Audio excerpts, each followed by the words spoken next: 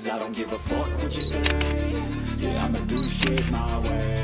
നമസ്കാരം, പുതിയൊരു വീഡിയോയിലേക്ക് സ്വാഗതം. ഇന്നത്തെ വീഡിയോ നമ്മൾ പരിചയപ്പെടാൻ പോകുന്ന ഒരു ട്രാവൽ ലെൻസ് കിറ്റ് ആണ്. ആഡ്കോം എന്ന് പറയുന്ന ബ്രാൻഡിന്റെയാണ് ഈ ഒരു പ്രൊഡക്റ്റ്. ഇതൊരു മാക്രോ ലെൻസ് ആണ്. അപ്പോൾ ഈ ഒരു മാക്രോ ലെൻസ് ഉപയോഗിച്ച് ഞാൻ കുറെ ഫോട്ടോസും വീഡിയോസും ഒക്കെ എടുത്തിട്ടുണ്ട്. അതിന്റെ സാമ്പിൾസ് ഒക്കെ ഞാൻ ഈ വീഡിയോയിൽ കാണിച്ചു തരാം. അപ്പോൾ നമുക്ക് ആദ്യം ചെയ്യേണ്ടത് ഈ പ്രൊഡക്റ്റ് ഒന്ന് അൺബോക്സ് ചെയ്തതിൽ എന്തൊക്കെ കാര്യങ്ങൾ ലഭിച്ചിട്ടുണ്ടെന്നുള്ള കാര്യങ്ങൾ നോക്കിയാണ് ചെയ്യേണ്ടത്. അപ്പോൾ അത് നമുക്ക് ചെയ്യാം. അതിന് മുമ്പായിട്ട് വീഡിയോ ഒന്ന് ലൈക്ക് ചെയ്യുക. അതിനുശേഷം നിങ്ങൾ തുടർന്ന് കാണുക. തീർച്ചയായിട്ടും ഈ വീഡിയോ നിങ്ങൾക്ക് യൂസ്ഫുൾ ആവും. നിങ്ങൾ ഫോട്ടോഗ്രാഫിയിൽ അല്ലെങ്കിൽ വീഡിയോഗ്രാഫിയിൽ ഇൻട്രസ്റ്റഡ് ആയിട്ടുള്ള ആളുകളാണെന്നുണ്ടെങ്കിൽ തീർച്ചയായിട്ടും നിങ്ങൾക്ക് ഈ ഒരു ലെൻസ് യൂസ്ഫുൾ ആവും. മാക്രോ ഫോട്ടോഗ്രാഫിക്കും മാക്രോ വീഡിയോഗ്രാഫിക്കും. അപ്പൊ നമുക്ക് നേരെ ഈ ഒരു ബോക്സ് ഒന്ന് ഓപ്പൺ ആക്കി നോക്കാം. ഇങ്ങനെ ഒരു ബ്ലാക്ക് കളർ ബോക്സിലാണ് ഈ പ്രൊഡക്റ്റ് വരുന്നത്. അപ്പൊ ഈ ബ്ലാക്ക് കളർ ബോക്സ് നമ്മൾ ഓപ്പൺ ആക്കുമ്പോൾ ഇതിനകത്ത് ഒരു വൈറ്റ് കളർ ബോക്സ് ഉണ്ട്. ആ വൈറ്റ് കളർ ബോക്സ് നമ്മൾ ഓപ്പൺ ആക്കുമ്പോൾ അതിനുള്ളിൽ ഒരു ചെറിയ പൗച്ച് കാണാനായിട്ട് സാധിക്കും. അപ്പൊ ഈ ഒരു പൗച്ചിനുള്ളിലാണ് ലെൻസും അതിന്റെ അക്സസറീസും ലഭിക്കുന്നത്. നല്ല ക്വാളിറ്റി ഉള്ള ഒരു പൗച്ചാണ്. ഞാനിത് ഓപ്പൺ ആക്കിയിട്ട് നിങ്ങളെ കാണിച്ചു തരാം. ഈ ഒരു പൗച്ച് ഓപ്പൺ ആയി കഴിയുമ്പോൾ അതിനുള്ളിൽ നമ്മുടെ മെയിൻ പ്രൊഡക്റ്റ് ലെൻസ് കാണാനായിട്ട് സാധിക്കും. ഈ ബോക്സിനുള്ളിൽ തന്നെ ലെൻസ് ക്ലീൻ ചെയ്യാനുള്ള ഒരു ക്ലീനിങ് ക്ലോത്ത് ലഭിക്കുന്നുണ്ട്. ലെൻസിന്റെ ഒരു ക്യാപ്പ് ലഭിക്കുന്നുണ്ട്. രണ്ട് ലെൻസുകൾ നമുക്ക് ലഭിക്കും. അതായത് 12x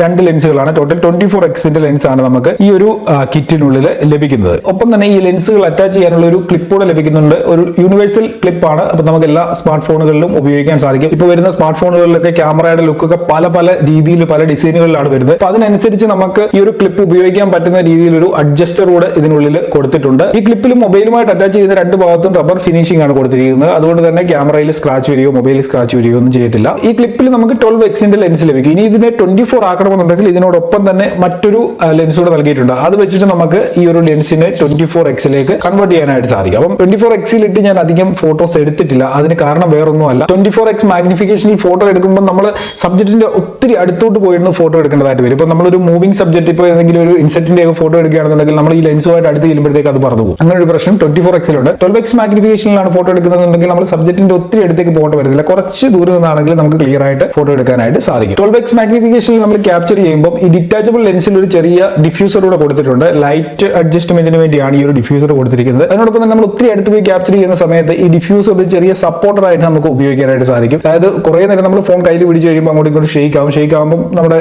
കിട്ടുന്ന നമ്മൾ ക്യാപ്ചർ ചെയ്യുന്ന ഫോട്ടോ ആയാലും വീഡിയോ ആയാലും ക്ലിയർ ആയിട്ട് വരത്തില്ല. അപ്പൊ നമുക്ക് ഇതൊരു ചെറിയ സപ്പോർട്ടർ ആയിട്ടും ഉപയോഗിക്കാനായിട്ട് പറ്റുന്നുണ്ട്. അപ്പൊ ഇത്രയും കാര്യങ്ങളാണ് ഈ ഒരു ലെൻസുമായിട്ട് ബന്ധപ്പെട്ട് പറയാനുള്ളത്. ഈ ഒരു ലെൻസ് ഉപയോഗിച്ച് കുറെ ഫോട്ടോസും വീഡിയോസും ഒക്കെ ഞാൻ റെക്കോർഡ് ചെയ്തിട്ടുണ്ട്. അത് ഞാൻ നിങ്ങൾക്ക് ഇവിടെ കാണിച്ചു തരാം.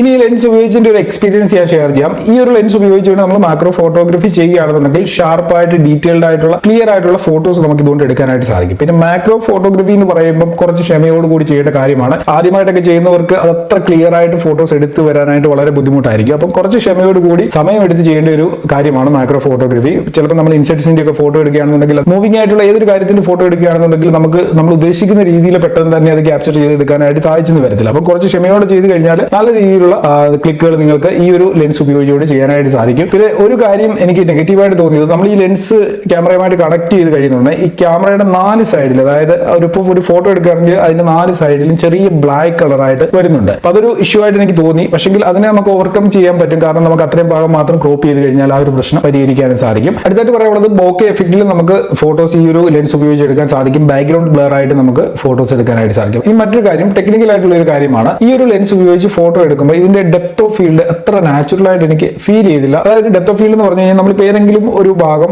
ഫോക്കസ് ചെയ്ത് കഴിഞ്ഞാൽ അതിന്റെ ചുറ്റുപാടുമുള്ള ബാക്കും ഫ്രണ്ടും ഒക്കെ തന്നെ ബ്ലർ ആയിട്ട് പോകും, ഔട്ട് ഓഫ് ഫോക്കസ് ആയിട്ട് പോകും. അപ്പൊ ആ ഒരു ഭാഗം നാച്ചുറൽ ആയിട്ട് തോന്നിയെങ്കിൽ മാത്രമേ നമ്മൾ ആ എടുത്ത ഫോട്ടോയും നാച്ചുറൽ ആയിട്ട് ഫീൽ ചെയ്യത്തുള്ളൂ. പക്ഷേ ഇത് ഉപയോഗിച്ച് പലപ്പോഴും പല ആംഗിളിൽ നിന്ന് ഫോട്ടോ എടുക്കുന്ന സമയത്ത് ഡെപ്ത് ഓഫ് ഫീൽഡ് അത്ര ക്ലിയർ ആയിട്ട് എനിക്ക് തോന്നിയിട്ടില്ല. പിന്നെ മറ്റൊരു കാര്യം എന്ന് വെച്ച് കഴിഞ്ഞാൽ, ഫോക്കസ് ചെയ്യുന്ന സമയത്ത് എനിക്ക് കറക്റ്റ് ഫോക്കസിങ് കിട്ടുന്നില്ലായിരുന്നു. നമ്മൾ ഫോക്കസ് ചെയ്ത് കഴിഞ്ഞാൽ ഔട്ട് ഓഫ് ഫോക്കസ് ആവുന്നു, വീണ്ടും ഫോക്കസ് ആവുന്നു, അങ്ങനെ ഒരു പ്രശ്നം കൂടി എനിക്ക് തോന്നി. അപ്പൊ ഇങ്ങനെ ഇങ്ങനെ നമ്മൾ കീറി കുറിച്ച് നോക്കുകയാണെന്നുണ്ടെങ്കിൽ ഒരുപാട് നെഗറ്റീവും പോസിറ്റീവും ഒക്കെ കിട്ടും. പക്ഷെങ്കിൽ ടോട്ടൽ ഈ ഒരു പ്രൊഡക്റ്റ് നമ്മൾ മാക്രോ ഫോട്ടോഗ്രാഫിക്ക് വേണ്ടിയാണ് വാങ്ങുന്നത്. ഏകദേശം അത് നല്ല രീതിയിൽ ഈ ഒരു ലെൻസ് ഉപയോഗിച്ച് ചെയ്യാനായിട്ട് സാധിക്കുന്നുണ്ട്. അപ്പൊ നിങ്ങൾ മാക്രോ ഫോട്ടോഗ്രാഫിയിൽ അത്ര ഇൻട്രസ്റ്റഡ് ആയിട്ടുള്ള ഒരാളാണെന്നുണ്ടെങ്കിൽ നിങ്ങൾക്ക് ഈ ഒരു ലെൻസ് ട്രൈ ചെയ്യാം. അത്ര പ്രീമിയം ക്വാളിറ്റി ആണെന്ന് ഞാൻ പറയുന്നില്ല, പക്ഷെങ്കിൽ അത്ര മോശമല്ലാത്ത ഒരു ക്വാളിറ്റിയും ഈ ഒരു ലെൻസിൽ നിന്ന് നമുക്ക് ലഭിക്കുന്നുണ്ട്. ഡിസ്ക്രിപ്ഷനിൽ ലിങ്ക് കൊടുത്തിട്ടുണ്ട്. ആ ലിങ്കിൽ നിന്ന് നിങ്ങൾക്ക് വേണമെന്നുണ്ടെങ്കിൽ ഈ ഒരു പ്രൊഡക്റ്റ് ബൈ ചെയ്യാം. ഏകദേശം 1200 രൂപയാണ് ഇപ്പോൾ ഈ ഒരു പ്രൊഡക്റ്റിന്റെ പ്രൈസ്. എന്തായാലും നിങ്ങൾക്ക് ഈ ഒരു വീഡിയോയെ കുറിച്ചുള്ള അഭിപ്രായം വീഡിയോയുടെ താഴെ കമന്റുകളായിട്ട് അറിയിക്കുക. നമ്മുടെ ചാനൽ സബ്സ്ക്രൈബ് ചെയ്യാത്ത ആരെങ്കിലും വീഡിയോ കാണുന്നുണ്ടെങ്കിൽ മറക്കാതെ തന്നെ ചാനൽ സബ്സ്ക്രൈബ് ചെയ്തേക്കുക. ഇതേപോലെയുള്ള അൺബോക്സിംഗ് റിവ്യൂവും അതേപോലെ തന്നെ ടിപ്സും ട്രിക്സും ഒക്കെ നമ്മുടെ ചാനലിലൂടെ അപ്ലോഡ് ചെയ്യുന്നുണ്ട്. അപ്പോൾ ആ വീഡിയോകളൊക്കെ ആദ്യം തന്നെ നിങ്ങൾക്ക് ലഭിക്കണമെന്നുണ്ടെങ്കിൽ ചാനൽ സബ്സ്ക്രൈബ് ചെയ്യുകയും ബെൽ ഐക്കണിൽ ക്ലിക്ക് ചെയ്യുകയും ചെയ്യണം. അപ്പോൾ നമുക്ക് ഇതിലും നല്ലൊരു അൺബോക്സിംഗ് റിവ്യൂ ഒക്കെ അടുത്ത വീഡിയോയിൽ കാണാം.